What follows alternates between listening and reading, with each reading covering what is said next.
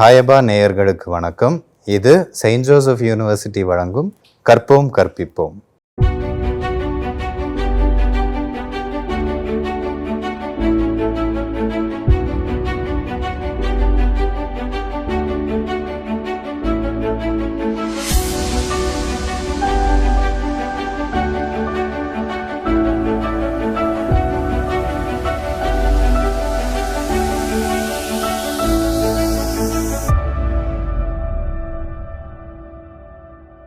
இப்போ civil mechanical ட்ரிபிள்இன்னு எடுத்துக்கிட்டிங்கன்னா higher எஜுகேஷனில் நிறைய டிபார்ட்மெண்ட்ஸ் இருக்கும். இப்போ சிவில்னால் ஸ்ட்ரக்சரல் இன்ஜினியரிங்னு சொல்லுவோம், இல்லை சாயில் மெக்கானிக்ஸ் அண்ட் ஃபவுண்டேஷனு, அப்புறம் GIS, geo informatics. So computer சயின்ஸுன்னு வரும்போது அவங்களுக்கு என்ன ஸ்பெஷலைசேஷன் இருக்கும், என்ன மாதிரியான ஸ்பெஷலைசேஷன் அவங்க படித்தாங்கன்னா அவங்க இன்னும் அவங்களுடைய ஸ்கில்ஸை எப்படியெல்லாம் என்ஹேன்ஸ் பண்ணுவாங்க அப்படிங்கிறது என்னுடைய கொஸ்டின் சார்.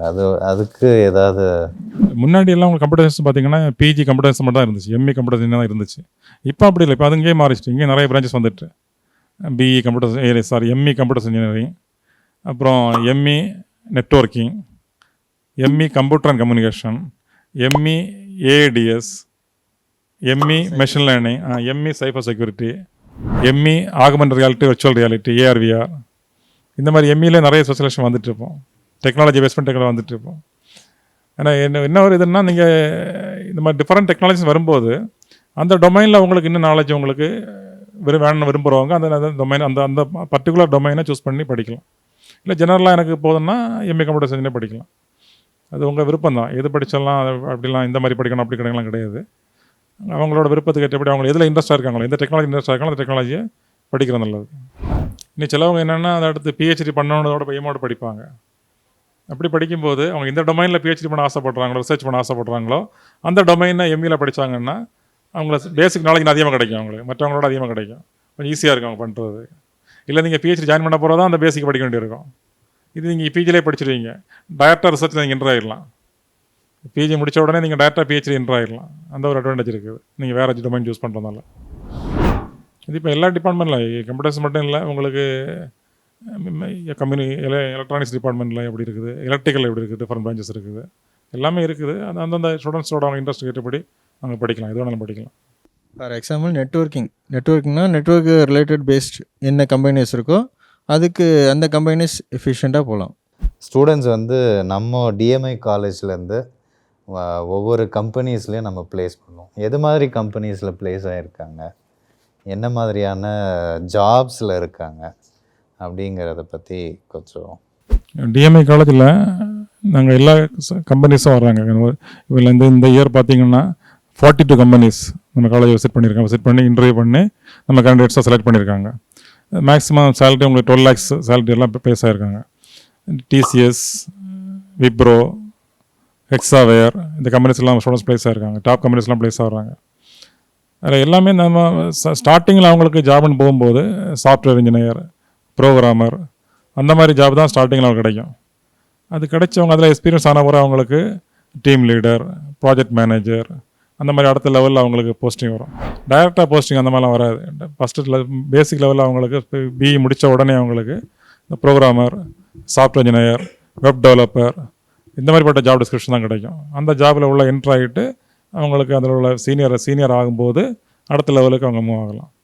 இன்னும் பிஜி படித்தாலும் அவங்களுக்கு பிஜி படித்து ஒரு இண்டஸ்ட்ரியில் ஒரு 5 years ஒர்க் பண்ணால் ஹையர் போஸ்ட்டு போக இன்னும் ஈஸியாக இருக்கும் யூஜியை விட.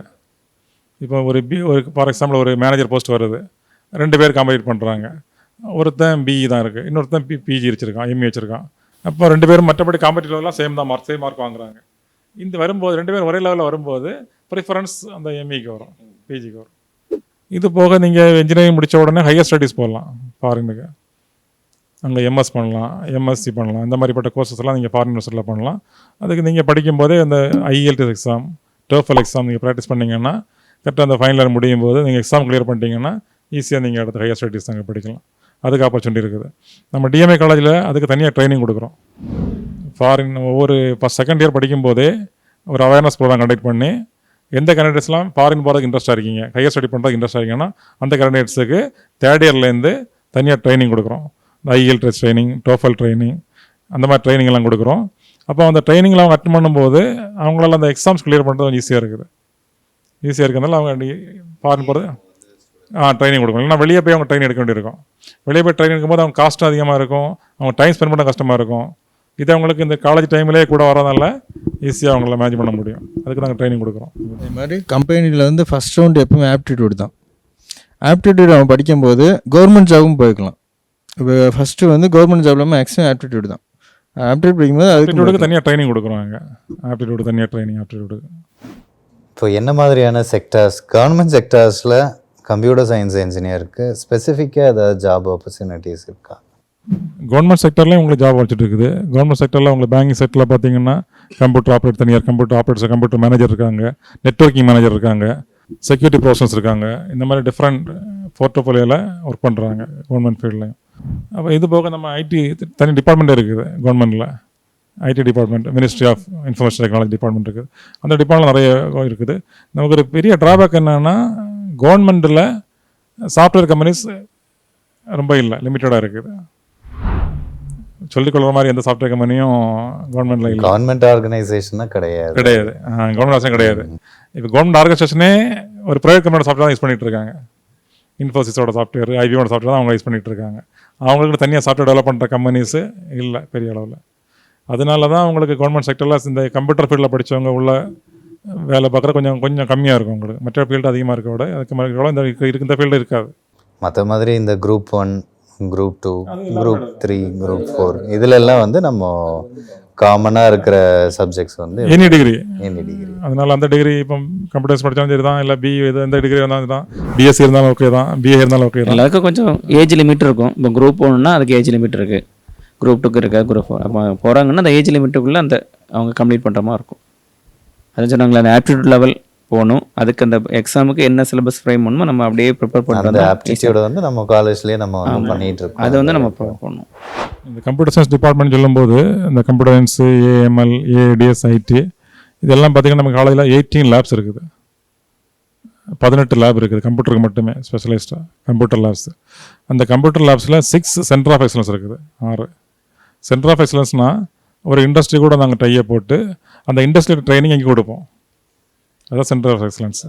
ஃபார் எக்ஸாம்பிள் ஒரு ஏஆர்விஆர் கம்பெனி இருக்குது. அந்த ஆக்மெண்டட் ரியாலிட்டி, விர்ச்சுவல் ரியாலிட்டி கேள்விப்பட்டிருப்பீங்க.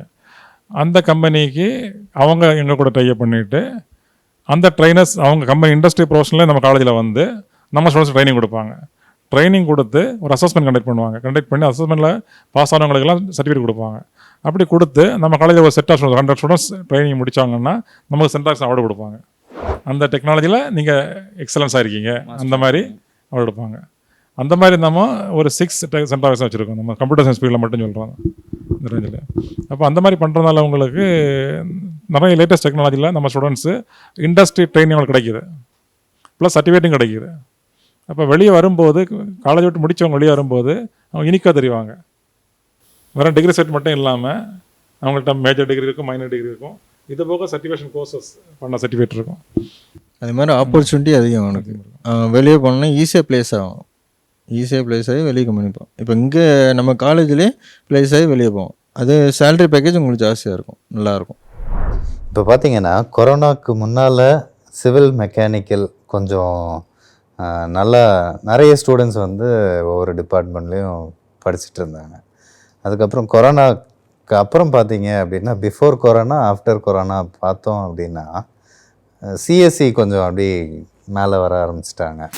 அதாவது எப்படி இதை நம்ம சொல்லலாம் அப்படின்னா, ஒரு காலேஜில் ஒரு இன்டேக் இருந்தது, இல்லை 2 இன்டேக் இருந்தது, 4 இன்டேக்ஸ், 5 இன்டேக்ஸ் அந்த அளவுக்கு வந்து பூம் ஆகுது. இது இனிமேல் ஃப்யூச்சரில் எப்படி இருக்கும்? கண்டிப்பாக இதே லெவலில் இருக்குமா இல்லை என்ன ஆகும் சார்? நீங்கள் ஒரு இன்டேக்குன்னு சொல்லும்போது 60 சீட்ஸ் ஒரு இன்டேக்கு, 2 இன்டேக்குன்னா 120 சீட்ஸ். இப்போ கம்ப்யூட்டர் ரிலேட்டட் ஃபீல்டுக்கு அந்த seats number of seats increase பண்ணிட்டே போகிறாங்க. அந்த சிவில், மெக்கானிக்கல், எலக்ட்ரிக்கல் கோர் பிரான்ச்சஸுக்கு சீட்டை கம்மி பண்ணிட்டே போகிறாங்க. அது இப்போ உங்களுக்கு நான் ஆல்ரெடி சொன்னதாலாம் அந்த கொரோனா ஃபீல்டில் உங்களுக்கு வித்ஸ்டாண்ட் பண்ண ஒரே டிபார்ட்மெண்ட் கம்ப்யூட்டர் டிபார்ட்மெண்ட் தான். மற்ற டிபார்ட்மெண்ட்லாம் அதை வித்ஸ்டாண்ட் பண்ண முடியலை. ஏன்னா அவங்க ஃபிசிக்கலாக போய் தான் ஒர்க் பண்ண வேண்டியிருந்துச்சு. அதனால இந்த ஃபீல்டு நமக்கு டவுன் ஆகாமல் அப்படியே மெயின்டைன் ஆகுது. ஆனால் இது என்னென்னா ஃப்யூச்சரில் போகும்போது இன்னும் கொஞ்சம் நம்ம தேவைக்கு அதிகமாக ப்ரொடியூஸ் பண்ணுற மாதிரி ஆகும். இப்போ லாஸ்ட் இயர் அட்மிஷன் பார்த்திங்கன்னா நம்ம நாஸ்காமோட ரிப்போர்ட் படி இந்தியா ஃபுல்லாக 20 lakhs ஸ்டூடெண்ட்ஸ் அட்மிட்டட் இன் இன்ஜினியரிங். அந்த 20 lakhsல 16 lakhs admitted in computer and allied branches, இந்த மாதிரி ஏடிஎஸ் ஐடி இந்த மாதிரி branches. Only 4 lakhs on the remaining branches. ஆக்சுவலாக இதில் வந்து ஒரு அட்வான்டேஜ் இருக்குது. என்ன அப்படின்னா, இப்போ கம்பெனிஸில் இப்போ நிறைய பேர் என்ன பண்ணிட்டாங்கன்னா ஹைப்ரிட் மோடு கொண்டு வந்துட்டாங்க. ஹைப்ரிட் மோட்னா 3 days ஒர்க்கிங், 3 days வீட்டிலேருந்து ஒர்க் பண்ணலாம், 3 days ஒர்க் ஃப்ரம் ஹோம், அந்த மாதிரி கொண்டு வந்துட்டாங்க. அது வந்து இன்னும் அட்வான்டேஜ் பசங்களுக்கு. ஏன்னா பசங்க வந்து இதே லெவல் வந்து ப்ரிவைல் ஆகும். அதுக்கு என்ன பிரச்சனைனா, நம்ம இந்த மாதிரி இன்புட் இன்க்ரீஸ் பண்ணிட்டே போகும்போது நம்பர் ஆஃப் ஸ்டூடெண்ட்ஸ் வெளியே வர அதிகமாகும். அந்த அளவு டிமாண்ட் இருக்குமான்னு உள்ளது ஃபியூச்சரில் அது நம்ம ப்ரெடிக்ட் பண்ண முடியாது.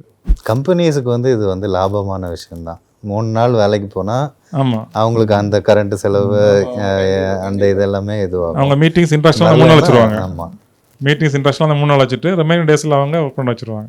அந்த மாதிரி பெனிஃபிட்லாம் இப்போ இருக்குது. அந்த ஃபியூச்சரில் வரும்போது இந்த டிமாண்டோட சப்ளை அதிகமாகும் போது அந்த 16 lakhs சொன்னல, 16 lakhs இன்ஜினியர்ஸ் வெளியே வரும்போது மற்ற பிரான்ச்சஸ் எல்லாம் உங்களுக்கு 4 lakhs உள்ள தான் வெளியே வருவாங்க. அப்போ உங்களுக்கு 16 lakhsக்கு டிமாண்ட் இந்தியாவில் இருக்குமா அப்படின்னு உள்ளது ஒரு கேள்வி. ஒரு வருஷத்துடைய ஒரு வருஷம் அட்மிஷன், ஒரு வருஷம் அப்புறம் அடுத்தடுத்த வருஷம் வருவாங்க. அப்படி வரும்போது இன்னும் அதிகமாக இருக்கும். அப்படி வரும்போது உங்களுக்கு எந்த மாதிரி ஃபீல்டு எப்படின்னு சொல்ல முடியாது. கொஞ்சம் தாழ் வரலாம், அடுத்தது திரும்ப பிக்கப் ஆகலாம். அந்த கம்ப்யூட்டர் சயின்ஸ் ஃபீல்டு தாழ் வரும்போது நீங்கள் சொன்ன மாதிரி சிவில், எலக்ட்ரிக்கல், மெக்கானிக்கல் ஃபீல்டு கொஞ்சம் அதிகமாகலாம். இந்த மாதிரி இருக்கும். ஆனால் கம்ப்யூட்டர் எப்போவுமே உங்களுக்கு கீழே விழாது. கம்ப்யூட்டர் ஃபீல்டு எல்லாமே கம்ப்யூட்டரைஸ் பண்ணுறாங்க. அதனால் கம்ப்யூட்டர் ஃபீல்டு உங்களுக்கு எப்போ விழாது. ஏஐன்னு சொல்லும்போது ஹியூமன் இன்ட்ராக்ஷன் வந்து கம்மி ஆகிடும், ஏஐ மட்டும்தான் வேலையே செய்யும் அப்படிங்கிற மாதிரி இப்போ வந்து நிறைய டாக்ஸ் போயிட்டுருக்கு. நிறைய மேபி ரிசர்ச் பேப்பர்ஸ் கூட இருக்கான்னு இருக்கலாம். மேபி ஏஐ வந்துடுச்சுன்னா ஹியூமன் பீயிங்ஸோடைய வேலை வாய்ப்பு குறைஞ்சிரும், ஏஐ எல்லா வேலையும் பார்த்துரும் அப்படின்னு சொல்கிறாங்க. அதுக்கு என்ன பண்ண முடியும்? What is happening around? ஒரு விதத்தில் அது கரெக்டு தான். ஏன்னா உங்களுக்கு கம்ப்யூட்டர் வந்து ஏஐ டெக்னாலஜி வந்த பிறகு உங்கள் வேலையை ஈஸியாகிறது. ஃபார் எக்ஸாம்பிள் நீங்கள் ஒரு 1000 lines இருக்க ஒரு டேபிள் போட்டிருக்கீங்க, 1000 lines. அந்த டேபிளில் ஒரு டேட்டா மட்டும் எல்லாமே மட்டும் சர்ச் பண்ணி உங்களுக்கு தரணும், உங்களுக்கு கண்டுபிடிக்கணும். நீங்கள் மேனுவலாக பண்ணிங்கன்னா அந்த டேபிளில் ஒவ்வொரு மட்டும் சர்ச் பண்ணிட்டு வருவீங்க. சர்ச் பண்ணி வந்து இப்போ அந்த எலமெண்ட் இருக்கான்னு சர்ச் பண்ணுவீங்க. ஏன் என்ன பண்ணிடும், இந்த 4th ரோவில் இந்த எலமெண்ட் இருக்குன்னு வேட்டிடும். நம்ம வேலை ஈஸியாக முடிஞ்சிட்டு அந்த ஒரு ஃபார் எக்ஸாம்பிள் ஒரு ஸ்டூடெண்ட்ஸோட நேமும் மார்க்ஸும் இருக்குது. இப்போ அந்த ஒரு ஸ்டூடெண்ட்ஸ் 45 மார்க் எடுத்திருக்கான், அவனை ஃபெயில்னு சொல்கிறீங்க. 50 மார்க் எடுத்திருக்கான், அவனை பாஸ்ன்னு சொல்கிறீங்க. அப்போ எத்தனை பேர் பாஸ் எத்தனை பேர் ஃபெயில்னு நீங்கள் கண்டுபிடிக்க வேண்டிய தேவையில்லை. நீங்கள் சர்ச் பண்ணி பார்க்க வேண்டிய தேவையில்லை. ஒவ்வொரு டேட்டாவை பார்த்துட்டு இருக்க வேண்டாம். ஜஸ்ட்டு நீங்கள் less than 50 greater than 50 வந்துடும். உங்களுக்கு யாரெல்லாம் பாஸ் யாரெல்லாம் ஃபெயில் தெரிஞ்சு போயிடும். அதை ஏஐ உங்களுக்கு ஒரு நிமிஷம் ஒரு வித்தின் நேனோ செகண்ட்ஸில் உங்களுக்கு கொடுத்துரும். அப்படி கொடுக்கும்போது உங்களுக்கு வேலை சாட் ஜிபின்னு ஒன்று கேள்விப்பட்டிருப்பீங்க. சாட் ஜிபியில் எந்த கொஸ்டின் கொடுத்தாலும் உங்களுக்கு ஆன்சர் வருது, சொல்லிவிடுது. அந்த ஆன்சர் கரெக்டாக இருக்கா தப்பாக இருக்கான்னு நீங்கள் அனலைஸ் பண்ணிக்கணும். என்னாலும் ஒரு 90% கரெக்டான ஆன்சர் கொடுக்குது. அது எப்படி கொடுக்குது? அதே அனலைஸ் பண்ணி டேட்டாவை அதே டிசிஷன் எடுத்து இந்த ஆன்சர் கரெக்டாக உங்களுக்கு கொடுக்குது. அப்போ இந்த மாதிரிலாம் வரும்போது உங்களுக்கு கொஞ்சம் வேலை ஈஸியாக இருக்குது. ஆனால் என்னென்னா அந்த ஏஐயும் ஆப்ரேட் பண்ணுறது ஹியூமன் தான். அந்த ஏஐக்குள்ளே ப்ரோக்ராம் எழுதுறதும் ஹியூமன் தான். அப்படி வர்றதுனால உங்களுக்கு ஹியூமனை விட ஏஐ மேலே போகாது. இப்போ மெஷின் லேர்னிங்னு நம்ம சொன்னோம் இல்லையா சார்? Machine is learning. இப்போ நம்ம இன்புட் கொடுத்துட்டே இருக்கோம், அது ஒரு லெவலில் வந்து நம்மளை விட அதிகமாக கற்றுக்கிடுச்சுன்னா என்ன பண்ணுறது? அது மாதிரி பாசிபிலிட்டிஸ் எதுவும் இருக்கா? நம்மளோட அதிகமாக கற்றுக்கிட்டேன்னா, ஏன்னா அதுக்கு இன்புட் கொடுக்குற நம்ம தான் டேட்டாவை. நம்ம டேட்டா கொடுக்குற ஸ்டாப் பண்ணிட்டா அது எனக்கு கற்றுக்க முடியாது. உங்களுக்கு டேட்டா நிறைய கொடுக்க ஆன்சர் கிடைக்கும். கரெக்டாக ஆன்சர். ஆக்சுவலாக டேட்டா அதிகமாக வர அக்யூரசி இம்ப்ரூவ் ஆகும். இப்போது நான் இதை எப்படி கேட்குறேன் அப்படின்னு சொன்னீங்கன்னா, இயந்திரன் படம் பார்த்துருப்பீங்க நீங்கள். அதில் வந்து ஒரு ரொபோ வந்து உருவாக்கியிருப்பாங்க. ஆர்டிஃபிஷியல் இன்டெலிஜென்ஸ் தான் அங்கே. அதுக்கு வந்து உணர்ச்சிகளை கொடுக்குறாங்க, எல்லாமே வருது. அப்படிங்கிற பட்சத்தில் அதோடைய செயல்பாடு வேண்டான்னு சொல்லி அதை டிஸ்கார்ட் பண்ணிடுறாங்க.